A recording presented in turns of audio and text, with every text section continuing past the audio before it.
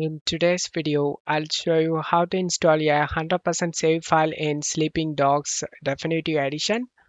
Check my video description for the save file download link. Select the manual download option and select slow download option and download this.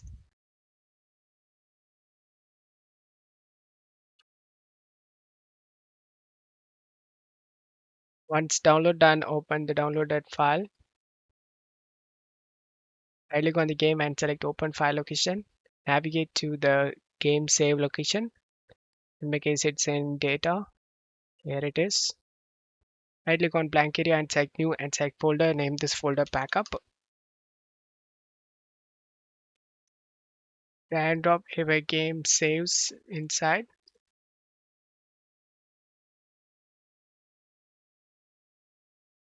Now drag and drop this 100% save inside this location. Launch the game.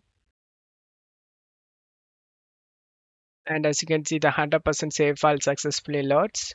I hope this video helped you. If the video helped you, don't forget to leave a like and subscribe. Thank you.